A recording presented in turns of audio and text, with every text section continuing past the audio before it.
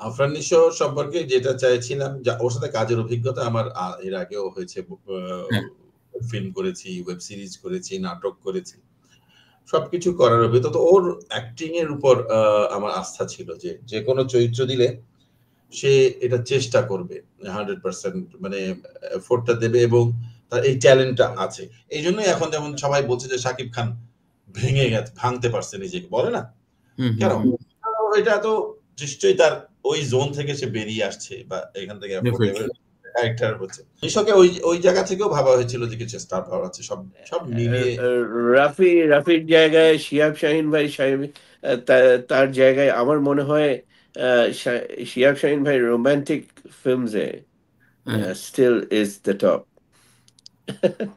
আপনি যদি রোমান্টিক ফিল্মসে বলতে পারেন, আমি জানি এটা দ্যাটস হিজ স্ট্রেংথ। এবং এটার সাথে এখন আমি এই দাগি ছবিটা এখনো দেখিনি।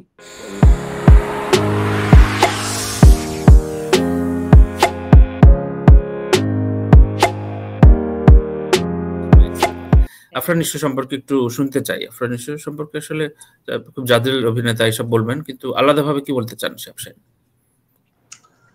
আফরান নিশো সম্পর্কে যেটা চাইছিলাম, ওর সাথে কাজের অভিজ্ঞতা আমার এর আগেও হয়েছে। ফিল্ম করেছি, ওয়েব সিরিজ করেছি, নাটক করেছি।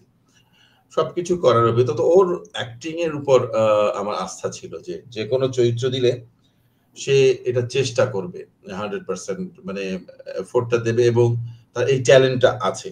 আর আমার ক্যারেক্টারে যে এইজ, যে সেই জায়গা থেকে অনেক সব দিক থেকে সুইটেবল ছিল। আর প্রোডিউসারেরও পছন্দ ছিল, পাশাপাশি স্টার পাওয়ার ছিল। সব মিলে ফাইনালি যেটা যে ডেলিভার করেছে, আমার বুঝছেন, আমি এখন মানে আমি নিজে বিলিভ করি ওয়ান অফ দ্য 3 বেস্ট, যদি 3টা মধ্যে একটা হয়, মানে অল টাইম বাংলা ফিল্মের one of the greatest performance in history. আচ্ছা।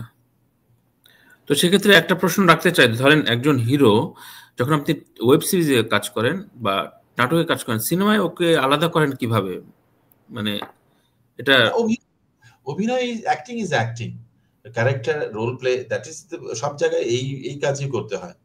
যে যত বেশি এফোর্ট দিয়ে, যত বেশি স্কিলফুলি এটাতে হতে পারে। Acting is being the character. তো এইটাই অ্যাকচুয়ালি নাটক, ওয়েব সিরিজ, ফিল্ম সব জায়গাতে এই জিনিসটাই চলে।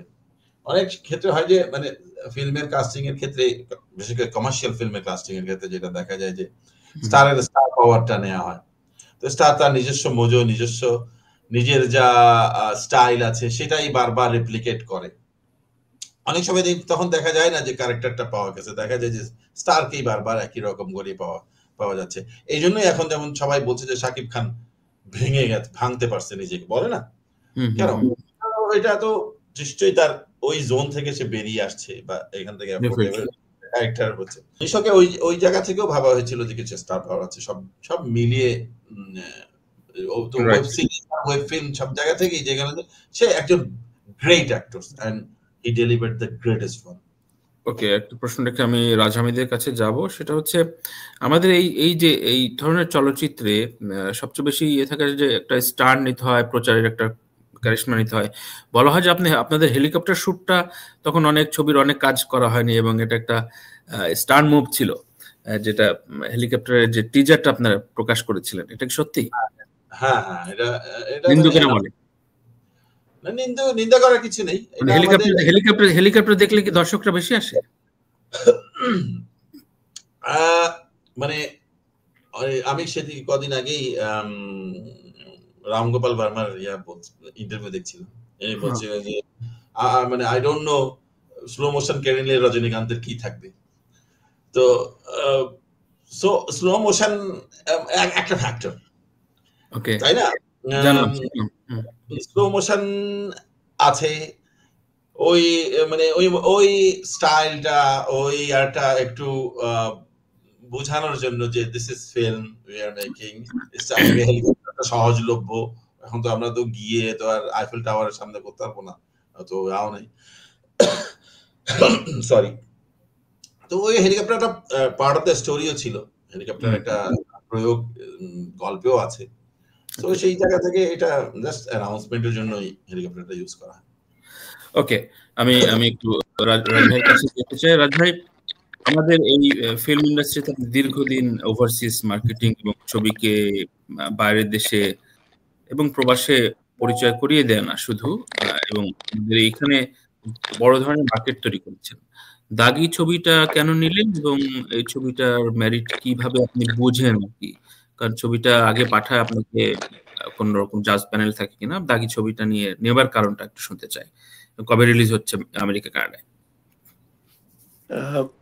প্রথমত ধন্যবাদ শিহাব শাহিন ভাই, দারুণ একটা ছবি তৈরি করেছেন। আমি আপনার ভক্ত, আগে বলে দিই। আর সুনেরার ছবিটা আমরা কিন্তু এখনো দেখতে পারিনি, কিন্তু অনেক প্রশংসা শুনেছি। এবং এটা একটা ইয়ে থেকে যাবে। আমি রুহেল ভাইয়ের কাছে আবার আবেদন করব ছবিটা আমাদের দেন, বিদেশি দর্শকদের আমরা একটু দেখাই। আমি বলছি যে সুনের প্রথম ছবিটা যেটা অ্যাওয়ার্ড পেল আর কি। তো দাগি ছবিটা আমরা ইউএসএ কানাডাতে রিলিজ করছি 25শে এপ্রিল। কানাডায় অ্যাকচুয়ালি 2রা মে রিলিজ হবে, কারণ ওদের কিছু ফর্মালিটিস আছে, আমাদের কিছু সার্টিফিকেশন লাগবে ওখানে। এখন আবার কানাডায় একটা সার্টিফিকেশন দিয়ে হতো, এখন 4টা প্রভিন্সের 4টা সার্টিফিকেশন লাগে। তো একটু দীর্ঘায়িত ইয়ে, কাজ করে তারপরে স্ক্রিনে আসতে হয়। তো আমরা প্রাথমিকভাবে 25শে এপ্রিল আমরা প্রথম ধাক্কায় প্রায় 15টি শহরে আমরা ছবিটি মুক্তি দেব। এর মধ্যে নিউ ইয়র্ক আছে, মেজর মার্কেট আমাদের। নিউ ইয়র্ক এবং সহ প্রায় 15টি শহরে আমরা মুক্তি দিচ্ছি। এবং 2রা মে লস অ্যাঞ্জেলেস, ডালাস সহ প্রায় আরো 20টি শহর এটার সাথে যোগ হবে। এবং আমরা রেসপন্স খুব ভালো। আপনারা জানেন যে নিশো এবং তমার জুটির যে আরেকটি ছবি সুড়ঙ্গ, ওটা আমরা খুব সাকসেসফুলি আমেরিকান কানাডায় দেখিয়েছি। এবং ওটার ধারাবাহিকতায় আমরা জানতাম যে এই ছবিটার একটা ডিমান্ড হবে। আর শিহাব শাহিন ভাই এটার সাথে যখন দিলেন, তখন আমার একটা অন্য ধরনের আগ্রহ হলো। কারণ আমি কিন্তু আপনার নাটক ফলো করেছি, টেলিফিল্ম ফলো করেছি, এবং খুব দুঃখের সঙ্গে বলছি যে আপনার দূরের মানুষ না, দূরের মানুষ না, কাছের মানুষ দূরে থইয়া যে ওটিটি প্ল্যাটফর্মে, যেটা তুর্কির প্ল্যাটফর্মে, এটা still one of my favourite মানে টেলিফিল্মস। এবং এটা আমি চেয়েছিলাম থিয়েটারে নিয়ে যেতে এখানে ওটিটির আগে, কিন্তু ওটা হয়ে ওঠেনি। কিন্তু still it's one of my favourites. এবং শিহাব শাহিনের ভাই যে কাজের মধ্যে যে একটা যত্ন আছে, এটা আমি জানতাম যে এই ছবিতে থাকবে। এবং আমরা যখন এটা ডিক্লেয়ার করছি, অ্যাকচুয়ালি আমার নিজস্ব কিছু রাজ ভাই, রায়ান রাফি না শিহাব শাহিন, কে সেরা বলেন তো? আপনার একটু বিপদে ফেলাই দেখি।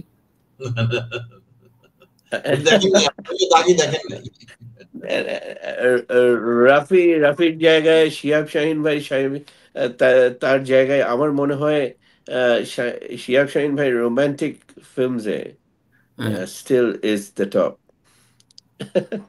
আপনি যদি রোমান্টিক ফিল্মসে বলতে পারেন, আমি জানি এটা দ্যাটস হিজ স্ট্রেংথ। এবং এটার সাথে এখন আমি এই দাগি ছবিটা এখনো দেখিনি, আমি ক্লিপস দেখেছি অনেক। একটা অফিশিয়াল প্রশ্ন করে আমি একটু সুনিয়ার কাছে যাব। সেটা হচ্ছে, রাজ ভাই, আমাদের এখানে ধরেন, মানে আমাদের বলছে, আমি এখন যেহেতু ইউএসএ তে রয়েছি, এবং এখানকার অডিয়েন্স কি স্টেট বিভাগে আলাদা হয়, নাকি তারা আসলে কি ধরনের এন্টারটেইন চায়? এবং এখানে সবাই আসলে ওয়ার্কহলিক না, এটা মানে একদম 5টা 9টা পর্যন্ত এনগেজ থাকে।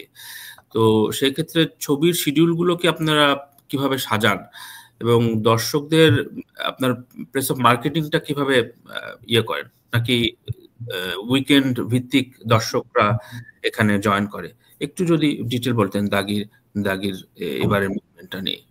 আহ, আমরা দাগি হবে আমাদের 49th ফিল্ম আমেরিকা এবং কানাডায় দেখানো। নার্ভাস। আমরা we are just one away 50। হ্যাঁ, জি। হ্যাঁ, 49 ফিল্ম মানে নেক্সট না, আছে। আমরা 49 ফিল্ম, এটা আমরা যাত্রা শুরু করি প্রায় 7 বছর আগে, এবং এখন পর্যন্ত আমি এবং আমার ওয়াইফ রুবনা আমরা মিলে বায়োস্কোপ ফিল্মসটা তৈরি করি প্রায় 7 বছর আগে। আমরা যখন দেখলাম যে বাংলাদেশের ছবিগুলো এবং বাংলা ছবিগুলো বিদেশে আসছে না, এই মনপুরা দেখতে আমার 3 বছর অপেক্ষা করতে হয়েছে। তো তখন দেখলাম যে প্রবলেমটা কোথায়, এবং প্রবলেমটা হচ্ছে আপনার ডিস্ট্রিবিউশনে। এটা খুব একটা মানে আম, কোনো গ্ল্যামারাস কিছু না। এটাতে ফাইন্যান্সিয়াল রিস্ক আছে, এই জন্য এখানে এবং প্রফেশনালি কেউ করছে না। যে যেটা যে আচ্ছা ঠিক আছে, একজন প্রযোজক বাইরে থেকে তার কিছুটা লগ্নি ফেরত পেলো, he goes and makes another film. এই জিনিসটা থেকে আমরা, কমিটমেন্ট থেকে আমরা শুরু করি, এবং আমরা যখন শুরু করি তখন আমি এবং রুবনা দুজনেই করেছি যে this is not a sprint, it's a marathon. এটা সময় নেবে। এবং আমি খুবই সেদিন একজন বলছিলেন আমাকে, সাংবাদিক, যে বাংলাদেশের বাইরে উত্তর আমেরিকা হচ্ছে এখন সবচেয়ে বড় বাজার বাংলাদেশের ছবির। ওকে। এবং এটা শুনে এত ভালো লাগলো যে কিছুটা হয়তো আমরা অ্যাচিভ করতে পেরেছি, এবং এই অ্যাচিভমেন্টটার আমার মনে হয় সমস্ত ক্রেডিট গোজ টু বাংলা ভাষাভাষী আম, বাইরে যে প্রবাসীরা আছেন উত্তর আমেরিকায়, আহ, তাদের প্রচুর কৃতিত্বটা তারই। এবং আপনি যখন বললেন যে কোয়ালিটি অফ ফিল্মস এখানে, আহ, এখন হয়েছে কি, এখন নির্মাতারা যারা ছবি বানাচ্ছেন জি। বাংলাদেশে, তারা কিন্তু চিন্তা করছেন যে প্রবাসে এটা চলবে কিনা। যেন তেন ভাবে একটা কিছু দাঁড় করালে এটা এখানে ফ্লাই করবে না, এবং এটা তারা বুঝে গেছেন, এবং সেজন্য অত্যন্ত প্রস্তুতি এবং আম, ভালো প্রস্তুতি নিয়ে, ভালো স্ক্রিপ্ট নিয়ে এবং টেকনিক্যালি সাউন্ড ছবি হচ্ছে, এবং যার ফলে আরো ভালো মানে ইজিয়ার হচ্ছে হুম হুম। ভক্তদের কাছে যাওয়া। এবং এই ঈদে দেখেন 4টা ছবি একসাথে পাল্লা দিয়ে চললো আহ, ঢাকায়। This is a great sign. এবং ওকে। এই 4টা ছবি কিন্তু দর্শক দেখতে যাচ্ছে বাইরে। বা এটা ইটস গুড সুতরাং সাইন, 4টা ছবি চাহিদা। আলোচনায় আছে। শর্টলি যদি বলতে চাই যে কোন ধরনের ছবি এখন মানুষ দেখতে চায়, খুব মারামারি কাটাকাটি দেখতে চাচ্ছে নাকি খুব মানে সহজভাবে বলতে চাচ্ছি থ্রিলার মারামারি কাটাকাটি, নাকি রোমান্টিক ছবির দিন, নাকি এখন আর খুব বেশি জায়গা পাচ্ছে না? এই যে জনশ্রুত কথাগুলো সত্য? আহ, আমি অ্যাকচুয়ালি মনে করি যে সব ধরনের দর্শকই আছে। আপনার অ্যাকশন এন্টারটেইনমেন্ট এটার দরকার আছে, কারণ আমরা থিয়েটারের লোক নিয়ে যেতে চাই। এবং আচ্ছা। কিন্তু শুধু ওই জনারে আটকে থাকলে আমাদের হবে না। কারণ আপনি আহ, আমাদের, আমি যেটা তানভীর ভাই আপনি জানেন আমি বারবার বলেছি যে আমাদের উত্তরণটা ডিপেন্ড করছে এমন একটা ছবি আমরা যেটা নিয়ে আমরা ইন্ডিপেন্ডেন্ট সার্কিটে যেতে পারি, যেটা আমরা বলি যে সাবটাইটেল দর্শক, যেটা আমেরিকা কানাডায় খুবই স্ট্রং একটা দর্শক, হুম হুম তাদের কাছে যেতে পারি। এবং তাদের কাছে যেতে গেলে আমাদের কন্টেন্টটা হতে হবে আমাদের, হুম হুম হুম। এবং আমার এমন একটা ইউনিভার্সাল থিম যেটা রেজোনেট করে। আমি সেদিন কথা বলছিলাম টনিদার সাথে, অনিরুদ্ধ রায়চৌধুরী, জি জি জি। তার সাথে দীর্ঘ সময় আলাপ করছিলাম। এবং সবচেয়ে মজার ব্যাপার হলো যে আমি বললাম যে টনিদা, আমি কোরিয়ানদের ফলো করছি, hmm hmm. They have led it to us. 15 বছর আগে কোরিয়ানরা শুরু করেছে আমেরিকায়, তারপরে ওরা কোরিয়ান ভাষায় নির্মিত একটা ছবি অস্কার স্টেজে অস্কার নিয়ে চলে গেছে। So they are my road map. একদম একদম। এবং আমি ওনাকে বললাম যে আপনি পাস্ট লাইভস বলে একটা ছবি যেটা অ্যামাজন প্রাইমে আছে, হুম হুম হুম। পাস্ট লাইভস দেখেছেন? উনি একেবারে তড়াক করে লাফ দিয়ে বললেন যে হ্যাঁ, আমি আমি এটা দেখে বলেছি দিস ইজ, এই ধরনের ছবি দিয়ে আমরা ইজিলি মানে আমাদের আহ, ইয়েটা আরো বড় করতে পারবো, আমাদের রাইট। পরিধিটা বড় করতে পারবো। আমি একটু সুনার কাছে। সো আমি আমার মনে হয় অ্যাকশন ফিল্মস দরকার আছে, কারণ ইয়াঙ্গার জেনারেশনকে থিয়েটারে আনা, এটা অ্যাকশন ফিল্ম ছাড়া সম্ভব হবে না। এবং বাংলাদেশের অ্যাকশন ফিল্মস আরো ভালো হবে, বেটার হবে টেকনিক্যালি। এবং হোপফুলি আপনি দেখেন যে তুফান আমরা চালিয়েছি এখানে খুব successfully. Toofan would have broken all records যদি আমাদের দেশের এই তখন যে এখন পরিস্থিতি এখন তৈরি এখন হলো, পর্যন্ত যার ফলে সবচেয়ে আমাদের গ্রস সমস্ত হাইস্ট গ্রস ছবি।